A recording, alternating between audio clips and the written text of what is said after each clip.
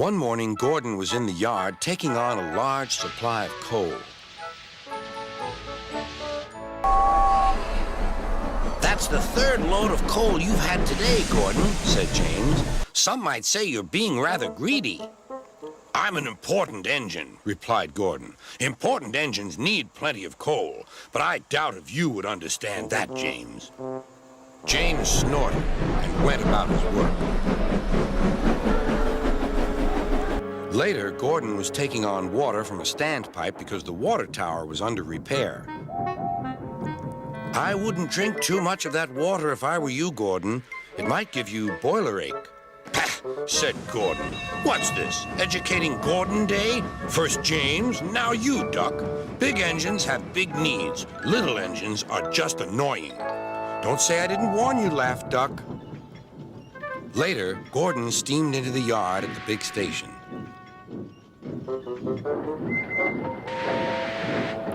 That's what I need, exclaimed Gordon. There, emerging out of the sheds, were two shiny tenders.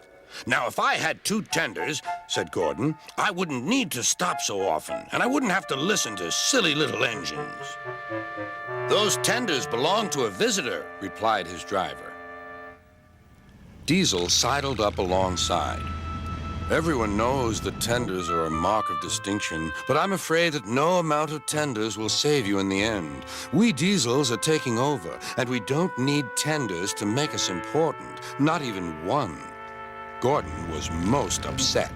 He was feeling just the same next day. I'm not happy. I know, said Duck. It's boiler ache. It's not boiler ache, protested Gordon. It's... Of course it is, interrupted Henry. That water's bad. Have a good washout. Then you'll feel a different engine. Your boiler must be full of sludge.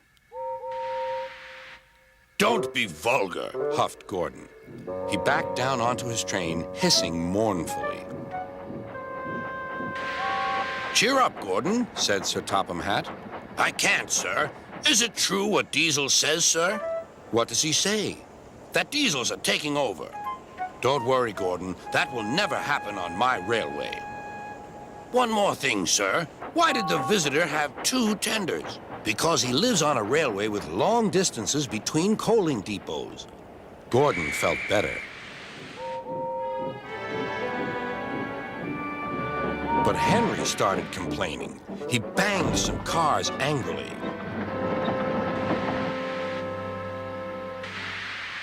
I always work hard enough for two, he puffed.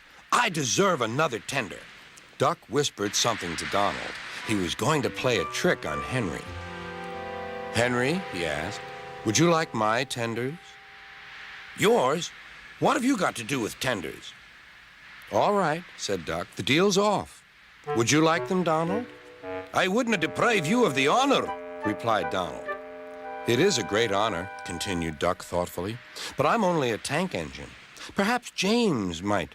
I'm sorry I was rude, said Henry hastily. How many tenders have you, and when could I have them?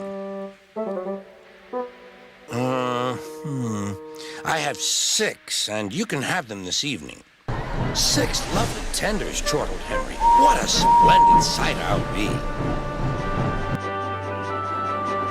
Henry was excited all day. Do you think it will be all right? He asked for the umpteenth time. Of course, said Duck. They're all ready now. The other engines waited where they could each get a good view. But Henry wasn't a splendid sight at all. His 6 tenders were very old, dirty, and filled with boiler sludge. Had a good washout, Henry, called a voice. That's right. You'll feel a different engine now. Henry was not sure, but he thought the voice belonged to Gordon.